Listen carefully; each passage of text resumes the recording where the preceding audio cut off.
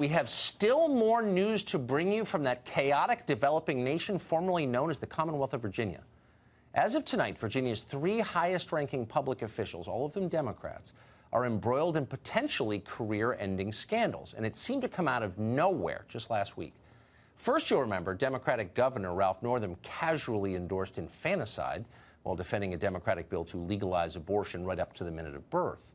Then just hours after he said that, a little over a day, I think, Northam was found to have a picture of men wearing a Ku Klux Klan uniform and blackface on his med school yearbook page. Oops.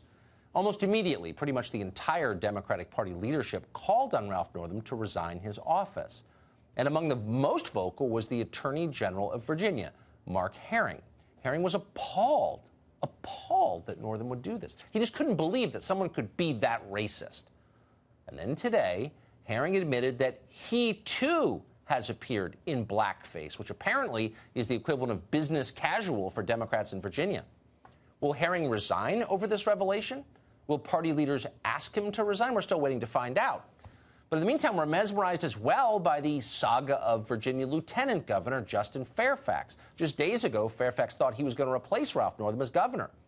Then it turned out that he, too, may be forced to resign from office because a professor in California called Vanessa Tyson says that Fairfax violently sexually assaulted her at the 2004 Democratic National Convention in Boston, where both of them were volunteering, because both are fervent Democrats.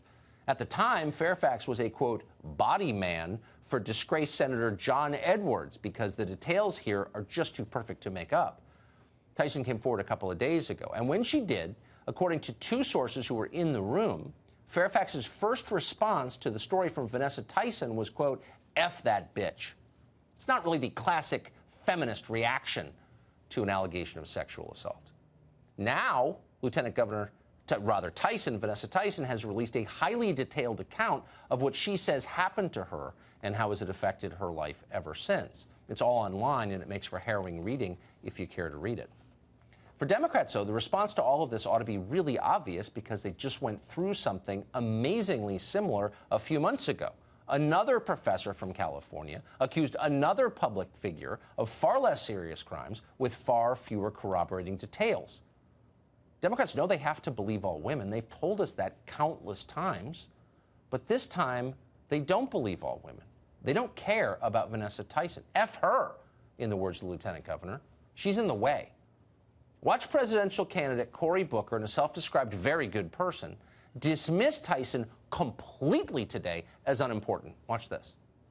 I think we should be focusing on what's right now happening with the governor. I know you guys are going to try to focus on a lot of things right now, but right now my focus is on, again, calling for the governor to step down. Yeah, Booker's got better things to focus on than some girl in California who's alleging sexual assault against one of his party mates. The Cory Booker of just a few months ago would be disgusted by the Cory Booker you just saw. Back then, sexual politics seemed more important than race politics. And now, it's the other way around. It's the never-ending car crash of intersectionality. Here's a reminder of the way it once was. How we deal with survivors who come forward right now is unacceptable. And the way we deal with this, unfortunately, allows for the continued darkness of this culture to exist. And your brilliance, shining light onto this, speaking your truth, is nothing short of heroic.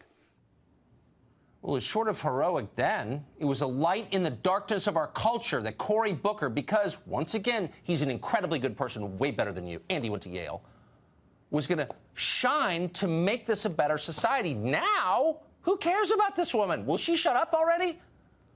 What to make of this sudden change in attitude?